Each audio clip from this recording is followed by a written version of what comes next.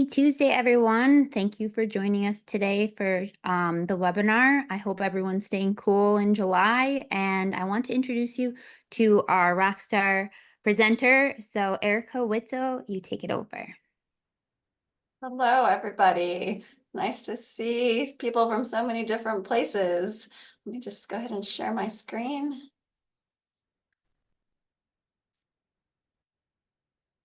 Okay. So this is IELCE in action, preparing adult multilingual learners for high demand machining jobs. I just want to quickly note that I do use the preferred term multilingual learner to refer to students who are learning English. This is because this isn't an asset-based term that focuses more on the multiple proficiencies that students are bringing to the table, and not just the English proficiency that they're still developing. Our state of North Carolina and the federal government has not caught up with this shift and does use the term English language learner, so that will also be used throughout. I wanted to do this webinar because I think IELCE inspires a whole range of emotions, from I have no idea what this is to, okay, how the heck do I do this? This is pretty scary and daunting, to this is really exciting and I can really see the potential for helping change students' lives. And I have been at each of these stages with IELCE. So I'm hoping that today's webinar I don't want it to be a one size fits all approach, but I hope that it maybe provides some perspective and inspiration for you in designing programming at your own institution. So I just quickly want to share this post from a participant at Southeast TESOL who said, "I'm so glad you're here. You've got this." And I really, this is my hope that that you'll come away from today's webinar feeling just a little more confident about what IELCE is and what it can look like. I work at Asheville-Buncombe Technical Community College. We're in the mountains of Western North Carolina. I have worked with multilingual learners for over 20 years, both in high school and adult education. I've been in my current position of education navigator for a couple of years. And in that position, I do some teaching of multilingual learners. I advise students, both high school equivalency students and multilingual learners who want to pursue post-secondary options. And I also do recruiting for our IELCE programs. So it's really, I'm mostly wearing that hat in today's webinar. I'm really looking at how we can draw students into these programs. So we are going to start with just the basics of what is IELCE. Oh, and before I get started, I do want to say that we are having a couple of students who are being recognized from earning an aesthetics certificate today at 3. So I am going to keep this to an hour. I will have time for questions at the end, and then please feel free to reach out. My contact information is here. It's also at the end of the presentation. So please, I am very open to emails and phone calls if you have any questions. So IELCE, this is Integrated English Literacy and Civics Education. And as my British mother would say, this is about as clear as mud. So let's dig a little deeper. Here's the definition from WIOA, the Workforce Innovation and Opportunity Act. But wow, that is way too much text for one slide. So I just want to quickly do a little pre-reading / summarizing instructional strategy. Just quickly, I'm not going to read this to you. If you just skim over this definition, what are some words that stand out for you that might be sort of critical in understanding IELCE? And you can just do this in your head, or you can add them to the chat if you would like. Just skim over that definition and see what words stand out for you.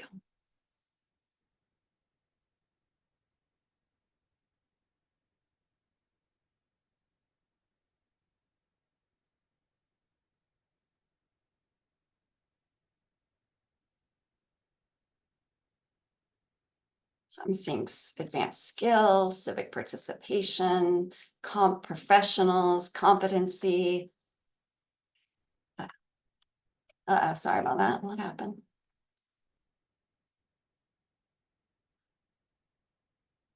Okay, so when I did this, these were the words that stood out for me.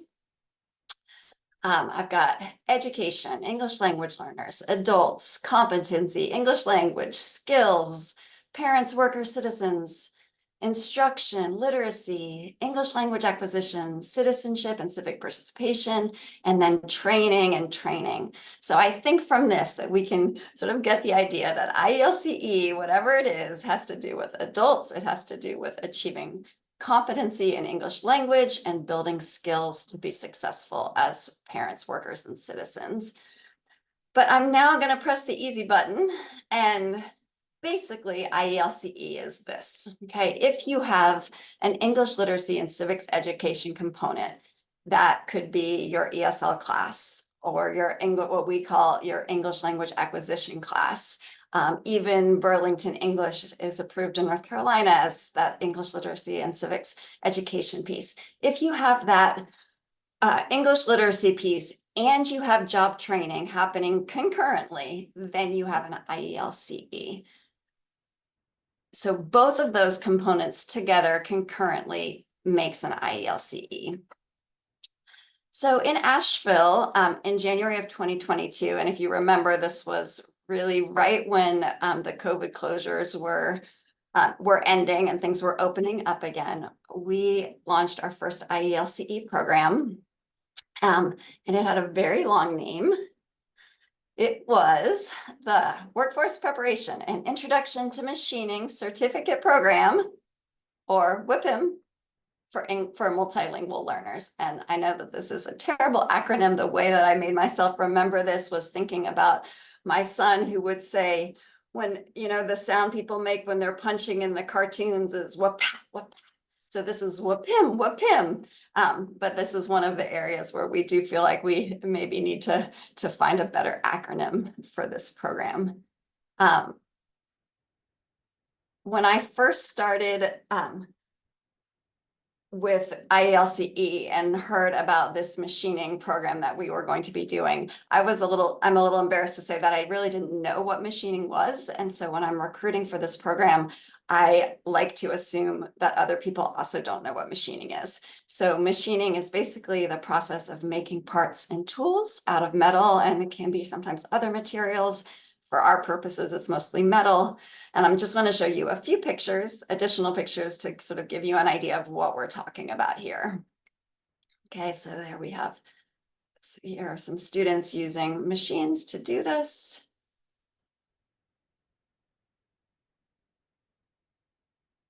I had a native speaker of Spanish translate this as manejo de máquinas, basically the operating of machines.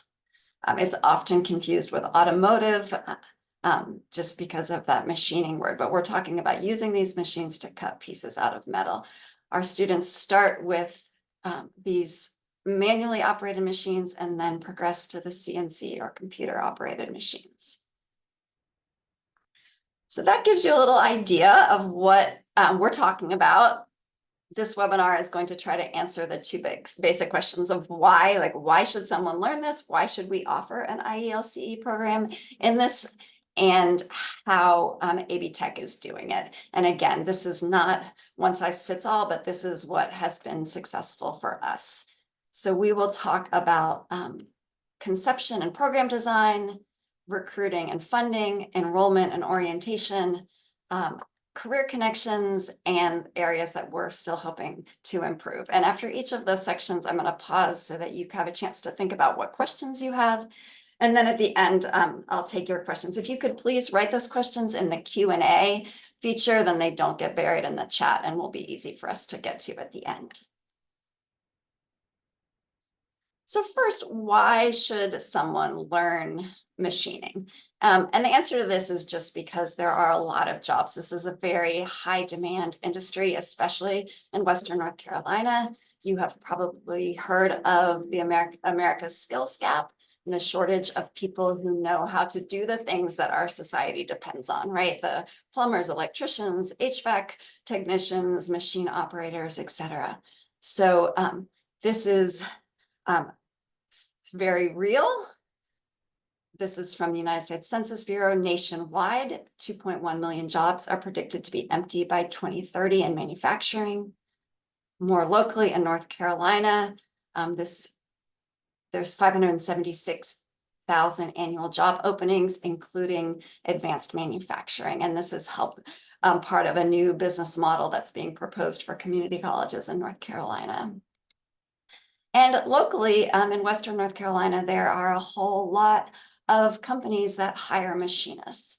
This is, again, a slide that I use in my recruiting of students just to let them know the plethora of job options for people who are skilled in this field. This is a news story from March 7th of 2022, just a couple months after we got started.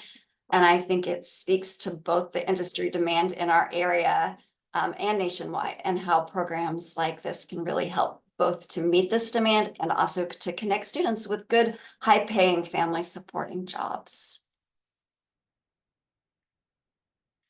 Okay, so our program started because we had this really high industry demand in our area, but that was coupled with really low enrollment in machining classes. Basically, the machining program at my community college just didn't have the students enrolling in this program. And so they didn't have students to offer to these employers who came asking for skilled workers. However, they did have a bilingual instructor. He's pictured in this photo. And he was a local machinist who was willing to teach a class in Spanish. So the machining department said, okay, maybe if we offer this class in Spanish, we can recruit from this whole other group of students. But they didn't know who those students were. So they turned to transitional studies, that's the name for our college and career readiness program here, for those students, to see if we had students who might be learning English with us, who were Spanish speakers, who would want to participate in this program. So they wanted to partner with us on offering this bilingual course. However, there was a problem, because at that time, the WIOA Provider's Guide and CCR manual stated that all instruction had to be in English only. So we couldn't, if transitional studies or CCR was going to be involved and make this an IELCE, it couldn't be taught in Spanish. So that really was the origin of our program, because the solution to that seeming problem was that that class wouldn't be taught in Spanish. It would be taught to this cohort of English language learners or multilingual learners by the bilingual instructor with language support. So not only would they have the language support of someone teaching the class who was bilingual, but they would also have an English support class while they were enrolled in this English only machining applications class.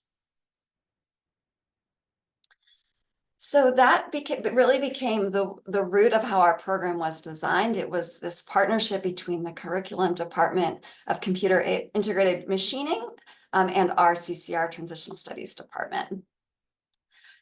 For this program, students take a machining applications 1 class, it's MAC 141, and an English language acquisitions class concurrently for 1 semester. All of the students in that class are part of this cohort, so they're all multilingual learners. And I think this is really important, because that is what really creates this environment that's more conducive to learning. As you know, it can be really daunting to be the only English language learner in a class full of native speakers. So this model creates an environment in which students feel comfortable leaning on each other for support, asking their instructor for support. And in fact, that bilingual instructor only taught the class for 1 semester.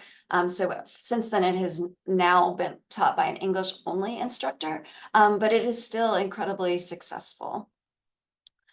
So the course is taught in English, and students do have the possibility of future study. This is just a 1 semester course, but they can continue in that machining department with 5 more classes to get an advanced machine operator certificate. So this is, again, a recruitment slide that I use when I'm visiting area high schools.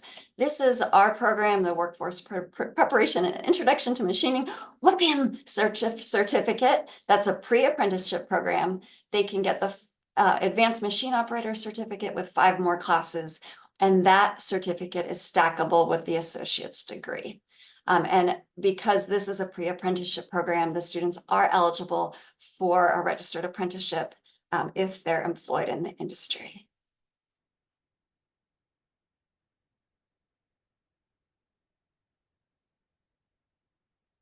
We offer the classes in the evening so that students who are working during the day, which is the vast majority of them, can participate. That machining applications class is Tuesdays and Thursdays from 5:30 to 9:30. And then the ELA or English language acquisition class is Wednesdays from 6 to 9. It also used to be 4 hours, but one of the adjustments we made was to shorten that class because the 4-hour language class was pretty rigorous. So it is a rigorous schedule, but it's only a 1-semester commitment, and we have had really good retention in our program. So if you have any questions about just the program design, if you could add those to the Q&A, and I will get to those at the end. I'm going to resist the temptation to look at them now. All right, so next I want to talk about recruiting for this program. We do this in a variety of different ways. This is the bulletin board that is by the front desk in our department, where it has flyers in English and in Spanish with some picture of our students. And then down in the bottom right, you can see the little the folder with flyers that students can take. And then if they're interested, they can turn right around and make an appointment with me at the front desk. I make presentations to all of our regular ELA classes at the college. I also attend area high schools Latinx parent nights, and we post these flyers in Latinx businesses around town. So grocery stores, restaurants, other locations that are often frequented by the Latinx community. This is an example of one of the flyers, and I think this will be shared with you after the presentation as well. This is this past semester's flyer, and on the back it is in Spanish. So additionally, we partner with local Latinx advocacy organizations in my area. There's Hola Carolina, Latino Advocacy Coalition, La Promesa. We go to events and festivals and food markets and share these flyers with students. And I go and talk to students about what the program entails. But the last one is really, I have found to be the most effective, and that is making presentations to the ESL or English as a Second Language classes at the area high schools. And that is because I have found that, and as I know you know is often the case, there are many students who are multilingual learners who graduate from high school, but want to go to college, but don't have the proficiency in English that would make traditional English only curriculum programs accessible to them. Or the system is so confusing and unfamiliar just in terms of how to enroll that they never even get started. So the advantage of doing this kind of program is not only do they get that enrollment support, so I'm helping them really from day one in terms of doing their residency, doing their application to the college. So they're getting that enrollment support, but then they're also being part of this cohort of students that is sharing this experience. And even if machining isn't what they imagine to be their thing, that now they have their foot in the door and they can make a change to a different program afterwards, and they're already enrolled in the college and they know a little more about how the system works. So this is a recruiting slide that I use when I'm talking with high school students in the high schools, and this is one of the things I found to be very effective. This is using pictures of alumni from that school. This young man is Julian. He graduated from a local high school, initially enrolled in our program, completed the program, and then decided that he wanted to, machining wasn't for him, and he wanted to study IT. And he was able to switch his program, but he continue with both the financial support that we were able to arrange for him, and also, you know, the having already done all of his enrollment steps. So, and it's the students in the high schools are always very motivated to see one of their own who has been a successful participant. So these are some of the things that I tell them. It's these students that it's short and sweet. They're only making this 4-month commitment, August through December for fall semester or January through May for spring semester. Like I said, they're getting to try out a college course with lots of the support from the very beginning. As we mentioned, there's lots of great jobs with good pay and benefits in this area. They're getting to be part of this multilingual group of students who is sharing a cool experience. And for anyone who's ever taught in high school or adult education, I think you can sort of understand the kind of community that forms in these classes among these multilingual learners. And so, knowing that they can sort of continue that experience and be a part of that even after they've left the high school is motivating as well. And then basically machinists make everything that we depend on, from your credit card to your computer to the chair you're sitting on. It was all touched by a machinist. So this is a really valuable skill. You get to learn to make all this stuff. This is a flyer that was shared by one of our employer partners. This really gets students' attention that they can be hired as an entry-level machinist, second shift, but at $23.18 an hour. So the big question I always get here, and it's probably something you're wondering too, but that big question, which you can probably imagine, is it free? And the answer is, of course, no. Nothing in education is actually free. Look at that. See what I did there? No. However, there are no out-of-pocket costs for participating students. Students can participate in this program without paying out of pocket for any of it, their tuition, their fees, their materials, their books, etc. So how do we do that? We pay for tuition and fees for students in 2 ways. The first is a partnership with the Counterbalance Project, and this is managed through our college's Office of Diversity, Equity, Inclusion, and Belonging. They have a fairly sizable grant that they're using to support underrepresented students in our community college. And all of our students as multilingual learners fall under the umbrella of the students that they're wanting to encourage to be in school. So they have partnered with us and fund the tuition piece. And then we, in transitional studies, pay for the students' fees through the Helen A. Powers Fund, which is a grant that's granted yearly to education services in Western North Carolina. And we use this money to support students in post-secondary, and including the fees for this program. So I recognize that this is very local to us, this particular funding model, but I encourage you to sort of leave what's the expression, leave no leaf unturned or whatever it is.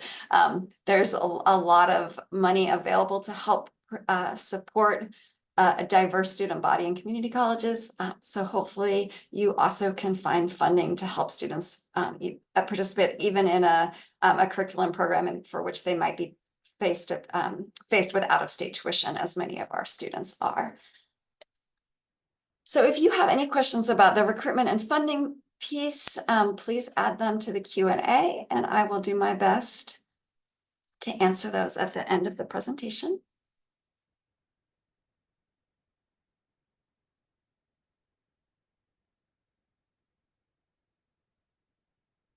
I'm going to talk about the enrollment next. Like I said, this program is a partnership between Curriculum and Transitional Studies, or CCR. So students have to be enrolled in both of those pieces, both of those programs to participate. So for Transitional Studies, that means what we call the LEAS form. I don't know if that's how it's referred to nationwide, but the LEAS is the Literacy Education Information System registration form.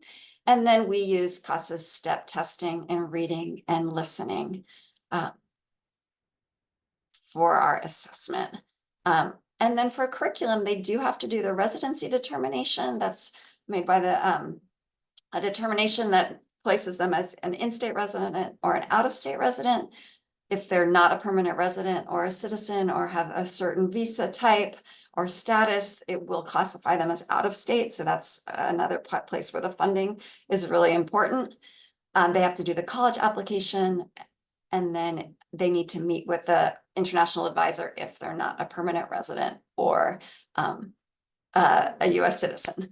So all of that can feel super overwhelming. So when I first started doing this, I made myself a little cheat sheet that I thought I would share with you just to make sure that I was covering all of my bases when I was meeting with these students and helping them to get enrolled. So the first one, I guess, is fairly obvious, but I just wanted to make sure that I was touching on the things that would make them the most eligible for this program. So you can't be co-enrolled in high school at the same time. We do require an intermediate level of English proficiency, NRS level 4 or above in reading or listening.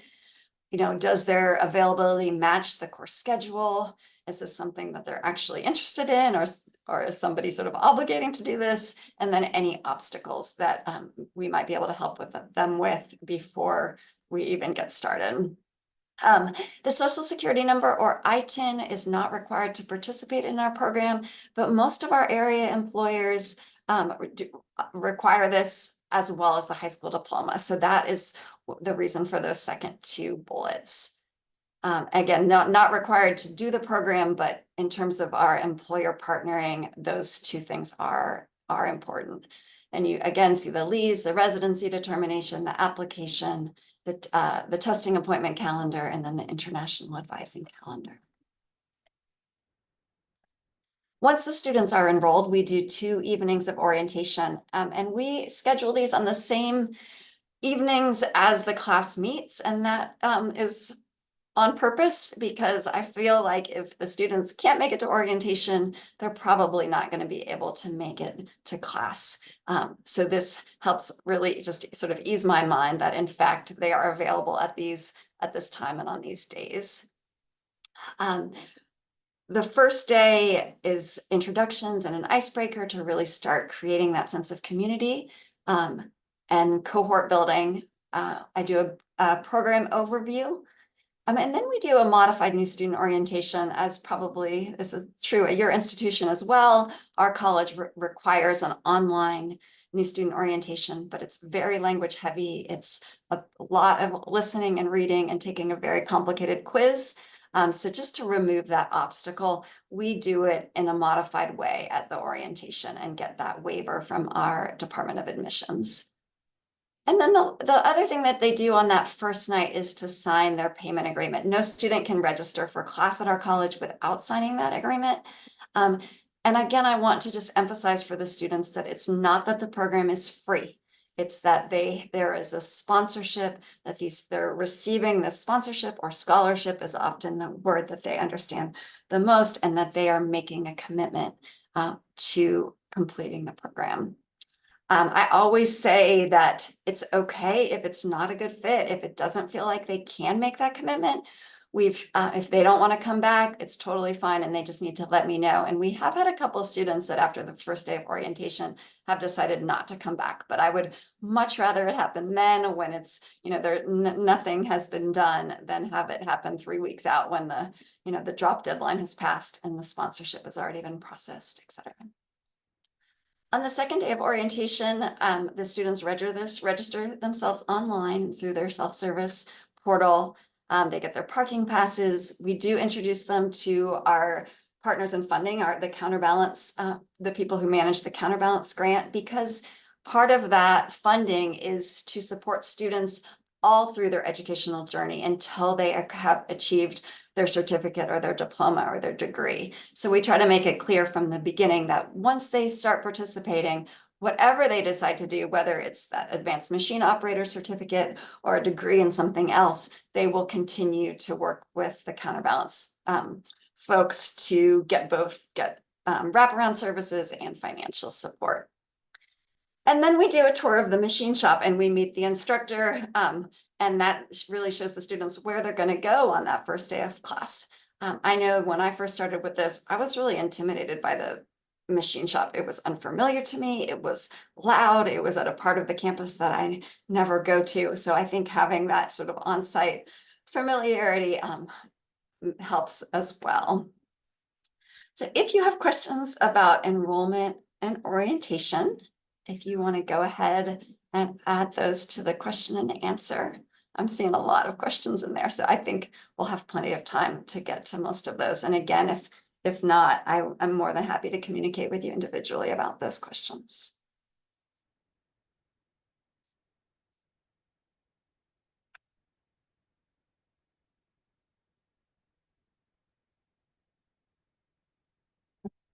So the next part is about the career connections and workforce preparation. We do this in a number of different ways. The first is pretty basic. The students practice their interviewing skills. We get volunteers from campus to come. It's not just their regular instructor doing these mock interviews, but people that they don't know. So the interview skills practice and then resume writing, and that's in collaboration with our college's writing center.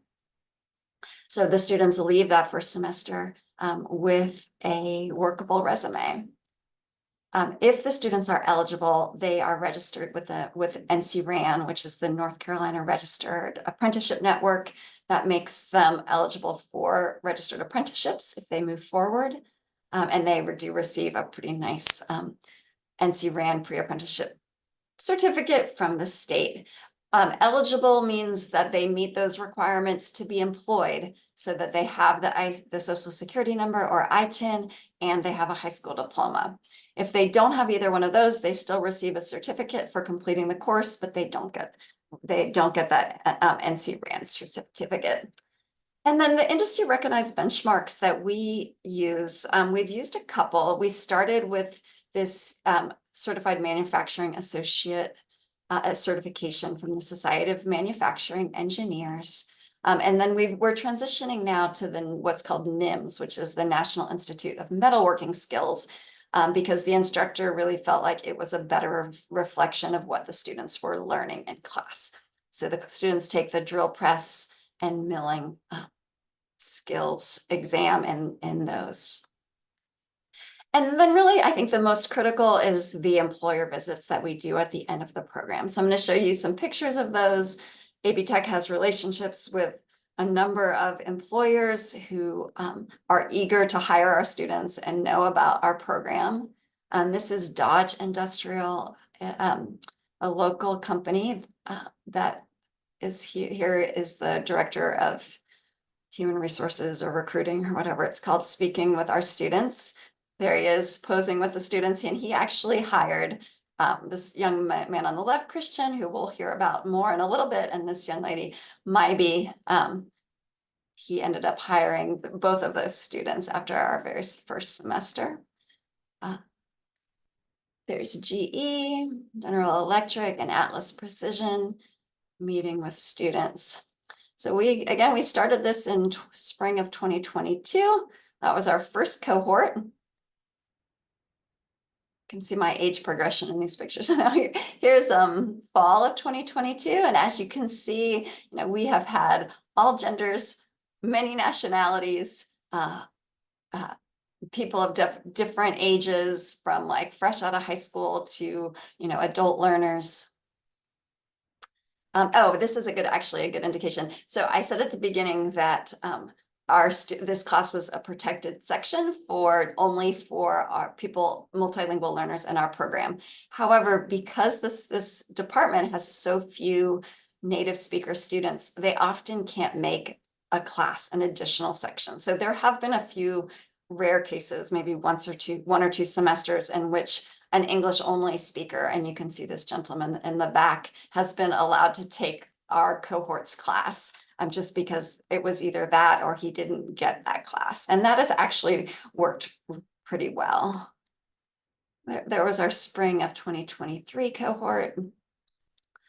And then last fall was the first time that we had not just Spanish-speaking students, but also two gentlemen from Ukraine and one from Russia. We have a fairly large Ukrainian population here, traditionally and historically, but especially more recently. So that is when we talk about room for improvement, that's also an area that we're looking to grow. And then this was just our spring 2024 cohort. As this is expanding, we are seeing more and more students who are continuing on. So the students who took this class in the fall took more classes in the spring and then more classes this summer. And so some of them are about to complete that advanced machine operator certificate, which is pretty exciting. And after that first class, it's not cohort based, but they have the relationship with the instructor and they sort of know the ropes. And they're the majority of students who are in these classes now. So we finished this semester with a celebration and international potluck. Students invite their families. We do the presentation of certificates and share food. Okay, so we're almost getting towards the end. I want to share a video with you and also talk about the student Christian Lara. He was one of our original success stories. He immigrated from Mexico as a minor and he went to high school here, but he dropped out. And he said to me, Erica, the problem with high school is it's too full of teenagers. And he was being completely serious. He just, he felt like he had not, was not really allowed to flourish as much as he could at high school. So he dropped out of high school and then he came to us and he completed this program and his GED in the same semester, which was pretty remarkable. I will say that he has more English proficiency than the vast majority of our students. In fact, I think he has the highest English proficiency of any of our students, and that made him both a good candidate for employment, but also a good candidate to do this video, which you'll see in a minute. So he was hired directly out of that first class by Dodge Industrial, and he has full benefits, and he had received a promotion within 6 months. And he told me two things that have really stood out for me. And one was that he has a young daughter who I think is 5 or 6 now. And he said, I didn't know how I could tell my daughter that education was important and that she needed to focus on school if I hadn't graduated. And so that was always very moving to me. And then he said, I used to work in construction. I would be on top of a ladder thinking if something happened to me, how could I support my family? And now he has full benefits. And he said when he went to Mexico for 2 weeks on vacation, and when he came back, there was a paycheck waiting for him. And this was just a huge transition from working in construction. So he agreed to be featured in this promotional video that I'm about to show you. There he is working at Dodge Industrial. And this video should work. It sometimes takes a minute. The Workforce Preparation and Introduction to Machining program is designed for students who are learning English. I'll try it And again. it prepares them for future study and entry-level employment in the high-demand field of machining. Okay, there we go. All right, I guess I'll just start from there. You heard that. Should go back just a little bit. To Machining program is designed for students who are learning English, and it prepares them for future study and entry-level employment in the high-demand field of machining and manufacturing. There are many reasons that a student should participate in this program. First, it allows students who are still learning English the possibility of going to college, of participating in a college program with a lot of hands-on support. Secondly, they learn skills that allow them to access a lot of the good jobs in manufacturing in this area.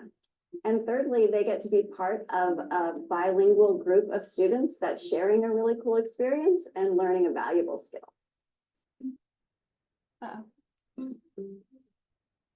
Sorry. In this program, students take a machining class, and they also take an ELA or English language acquisition class. The English class is designed to teach the vocabulary, language, and concepts that they will need to be successful in the field of manufacturing. Students who participate in this program receive support from the very beginning, from submitting their application to AB Tech to connecting with employers and possible apprenticeships when they finish. Also, the students who are enrolled in this program are all learning English. So that allows them to the freedom to ask questions and lean on each other and their instructors for support. There are a number of reasons why students should consider a career in manufacturing and machining. First, there's a nationwide shortage of machinists. And in this area, especially, local employers offer jobs with good salaries, benefits, and lots of opportunities for advancement.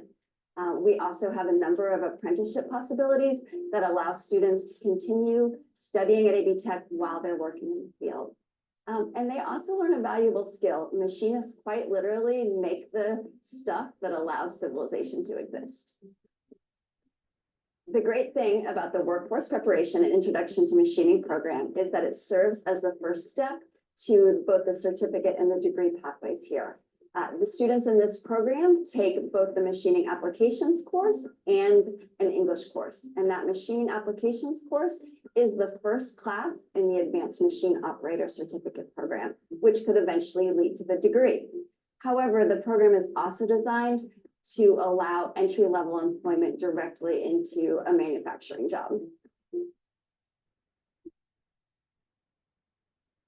When I started the program, my goals were to finish the class and get my GED.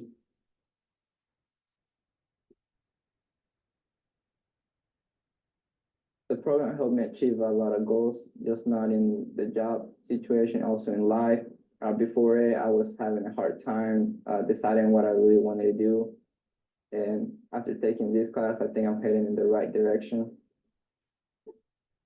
AB Tech helped me a lot finding the right job, and it just gave me a head start on the work.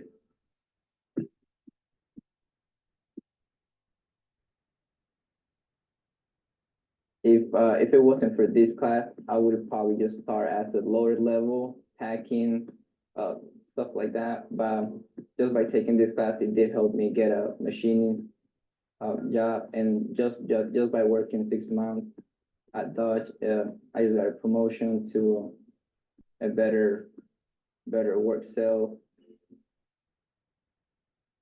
Do encourage students to take the class. Just to give it a shot. You never know what can happen or what can come from it. So that's what I expect. I was just going in. I was just like, oh, I'm gonna take the class and see what happens. And from there, the ball started rolling. I think I found what I really wanted to do.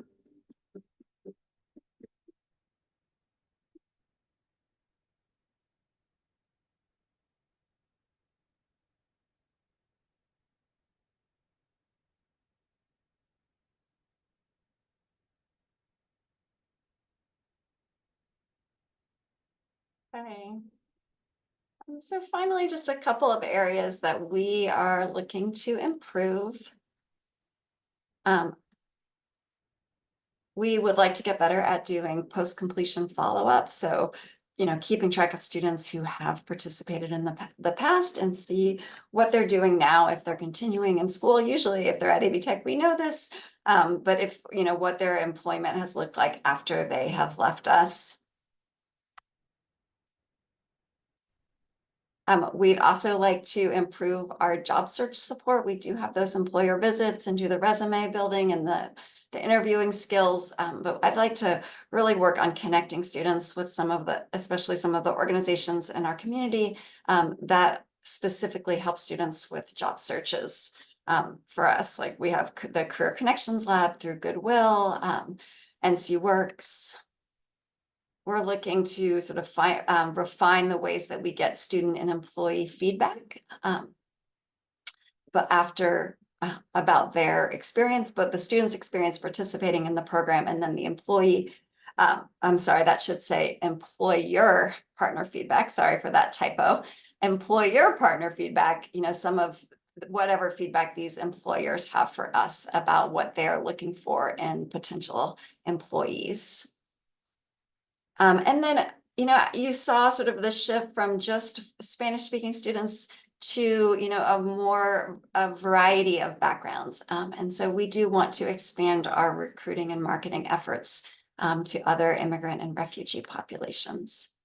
I'd like to see us help students who don't have an ITIN get one of those so that they can be part of that apprenticeship network and have more employment opportunities. And then we are expanding our programming into other pathways. We now have IELCEs in aesthetics, nurse aid, and accounting. And if we have time, I will show you the website. It's also linked at the end of this presentation. Like I said, today at 3, we have 2 students who finished the aesthetics program that are graduating. So I'm gonna rush away after this to see them get their certificates. None of those programs are cohort based. We offer English support through Burlington English and a lab class, but they're not this cohort model. And I really think this, if you can find enough students to build a cohort, I really do think it's an effective way to do IELCE. All right, so that's all that I have. And I see a lot of questions in the chat. I mean, in the question and answer. So let me get to that. In the meantime, I will also put up my contact information. There is a link there. And I know this presentation will be shared with you. So there's a link there to all of our IELCE programming at AV Tech. And there's my phone number and my email address. So please don't hesitate to reach out. Okay, let's see. Can literacy level or adult emergent readers attend WIPM? If not, how would you modify this program for adult emergent readers? At this point, no, they cannot. We do, like I said, require NRS functioning level 4. Because it's an English only instructor, they do that listening component is especially important. We have had semesters where we've been able to hire a bilingual assistant, and then depending on the proficiencies of other people in the class, the students really do help each other. I think it would take some very strong modifications to serve emergent readers. It is a college curriculum class, so we use Moodle as the online platform. Students do have to, submit assignments, especially as they move the certificate program. So it would be very hard for an emergent reader or person to participate. And I know that's not a great answer, but unfortunately, that's where we are. Let's see, how do you get pre-apprenticeship status? There's somebody at our college whose title I can't remember off the top of my head, but she is involved in those workforce partnerships. So she takes a list of our completers, those who have their high school diploma and ITIN or social security number, sends those off to the North Carolina Registered Apprenticeship Network, and they approve them as a pre-apprenticeship. And I don't know very much about that process. So I will see what I can find out. Let's see, what level of English language proficiency and math and science should they have in order to join WIPM? What test do you use? So we use CASA steps, and we do ask for level 4 in reading or listening.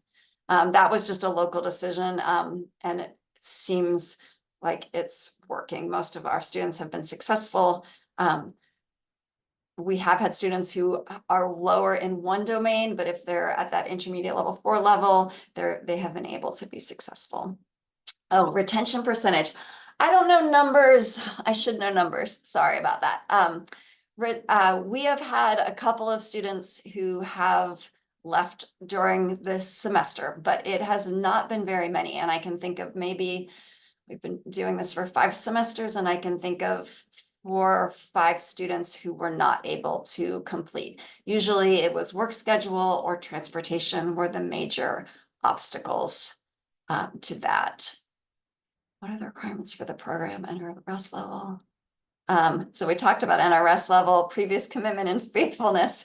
Yeah, I think this is a great idea. If it's a student who is coming from our program, I do look at their attendance history and how long they've been with us. If it's somebody that I'm recruiting from the high schools, or if have just come to us because they saw a flyer in a grocery store.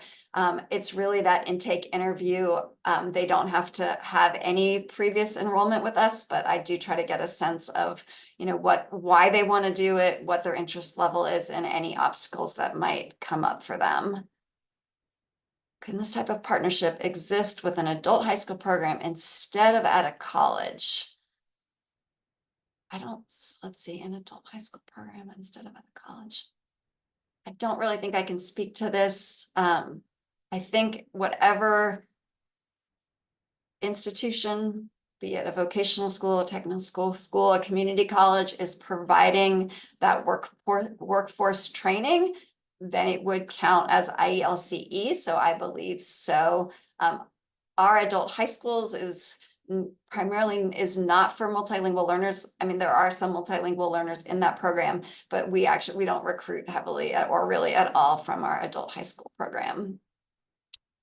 We offer this class just during the morning. What is your experience with morning class? We have never tried doing a morning class.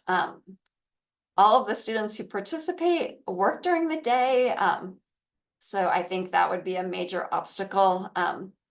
But also we're recruiting students mostly from our evening students. So it's my experience that most of our morning students are either have flexible scheduling, work in restaurants, or are like full-time moms and are not necessarily seeking employment. Let's see, did you have a Spanish speaking support teacher when the subsequent teacher was English only? No, we did have for one semester a bilingual teaching assistant who was actually a student at the college in the machining program. And she was hired as a bilingual assistant, but then we didn't have the funding to continue with that. So we only had that for one semester. Okay, there's another question about minimum level of English. We talked about that. It sounds like you have a large Spanish-speaking population, and that helps with some of the language support. What kind of support would be needed for a group of MLs that speak many different languages in terms of the contextualized workforce training support and the ELA class? Yeah, that's definitely an additional challenge. I think it helps, right? We've had within one class, there's Spanish speakers and there's Ukrainian and Russian speakers. So it definitely helps if there's more than one student, but we do serve a wide variety of languages. The ELA support teacher is, has experience and training in teaching English language acquisition, which in general is to students of many different languages. So I think those skills can transfer, but I agree that it definitely makes it more challenging, especially if someone is the only speaker of another language, which is why, again, I think an intermediate level of English is very helpful. Another question about first languages. Are you working only with Spanish speakers? What other first languages do you have in these classes? So far, we have only had Spanish speakers, Ukrainian speakers, and Russian speakers. Something just happened to my screen, but I think, okay. Let's see. Is a high school diploma required to enter this program? No, it is not. Can be required by employers, but not to enter the program. If yes, what opportunities similar to this would you say exist for adults who do not have a high school credential? So I think, like I said, it's not required to enter the program. In terms of getting that employment piece, most of our local employers do recognize international high school diplomas for entry-level jobs. So even if a student is internationally trained professional or just has a high school diploma from their home country, those can be recognized. Are there efforts to secure employment after students graduate? I think I touched on that. We do try to help students with their job search and introduce them to employers who are hiring. Do all students qualify for funding for tuition and fees? Yes, any participating student is covered. Talked about minimum NRS level. Let's see. Okay, so again, lots of questions about NRS level. We do NRS level 4 in both reading in either reading or listening. We used to say 5 when we did the life and work, but we have just noticed slightly lower levels coming off this when students take exams with the steps. So we have adjusted accordingly. And then if a student is not ready, then we offer English language acquisition classes. And our program, unfortunately, has a really long wait list for English language acquisition classes. So this is sort of another recruiting, another good thing about this program, right, is that they can sort of bypass the wait list and get into those English language classes if they are then going to participate in WIPM. Legal status of students enrolled in the program. Do they need to have a valid social security number? They don't need to have that to enroll in the program. And then if they're not a resident of North Carolina, or if they don't have permanent residency here, that's also not required. It just makes their tuition a little higher, but our grant partner has agreed to also pay out-of-state tuition. Let's see. Do you do any paid advertising to find students or social media? There was some COVID money that marketing had, and they produced that video, so that has been helpful. I've done interviews in Spanish on local radio stations. We have not done paid advertising or social media, which would be another good area for growth. We did have actually one of the grocery stores where I posted flyers. She put it up on there, so the grocery store's social media page, and I think we got some. At least one student from that. Let's see. Do you have multilingual students who have learned English in the US but have no formal schooling in their native language, meaning they never went to school other than attending English classes in the US? If so, did they go to ABE programs before joining WIPM?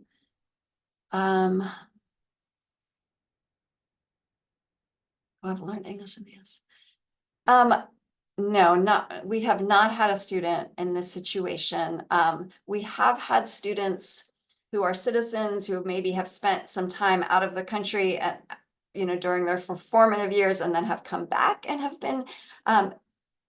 been developing their English proficiency, and they did go to our ABE or Adult Basic Ed working on their GED program, their high school equivalency, and they did that before joining the WIPM program. So in that case, yes.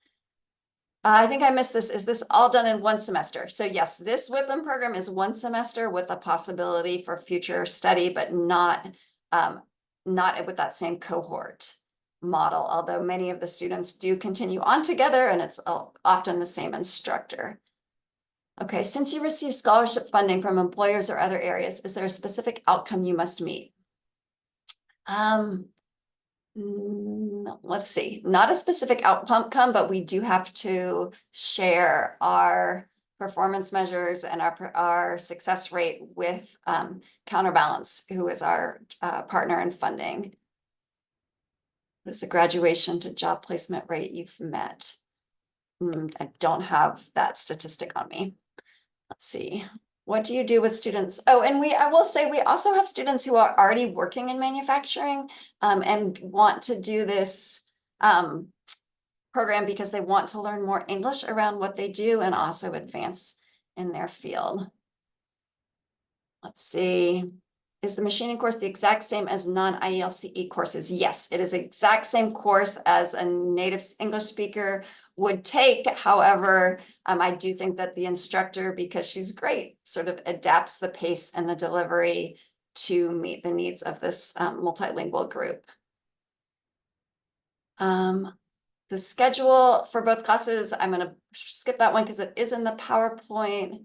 I'm rushing because we're about out of time.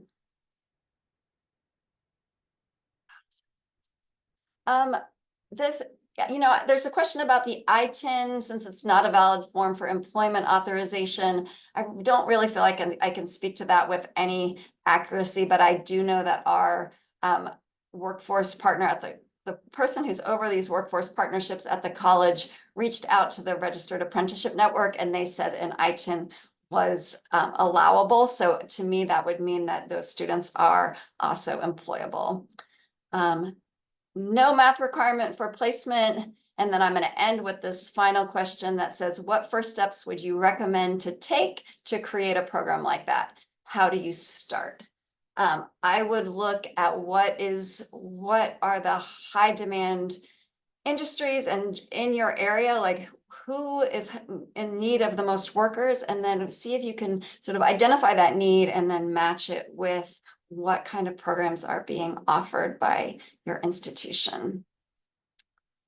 It looks like we're almost to the end, so I guess I will just see if I can get to the last questions.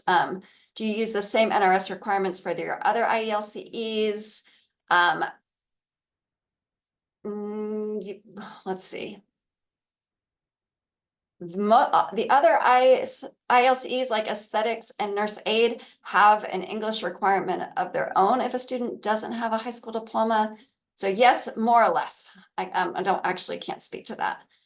Minimum number of participants required by grants. No, we do need 7 to make the course go. What are the requirements to get into the advanced level? I'm assuming that means to proceed with the advanced machine operator certificate. If they were successful in the first course, they can certainly go on. They don't have to have a GED or high school diploma. And the content of the ELA classes, I can't speak to it well, but we do have a scope and sequence that we would be willing to share. It's really focused on the language and vocabulary that students need to be successful in the field of manufacturing. All right, so I see there's a lot, there's some activity in the chat too, which I'm unfortunately not going to get to, but you will get my contact information. Again, I think from COABE, and I'm very, very open to having a conversation. Again, this is not one size fits all. This is just what we're doing, and that has been moderately successful. And so I wanted to share it with you. So thank you so much for being here, and please let me know if we can help in the future at all. Thank you so much, Erica. Thank you everyone for joining us. Like Erica said, you will receive the recording link. You'll receive the slides as well. And we will post those to the website, but you'll receive the recording link and the slides tomorrow. Please allow at least 24 hours after the live webinar ends. You'll also receive your certificate as well. So everyone have a great rest of your day. Contact Erica if you have any questions. If you forgot her email or do not have her email, you can always contact us and we'll put you in touch with her as well. Okay. Thank you so much, everyone. Have a great rest of your day.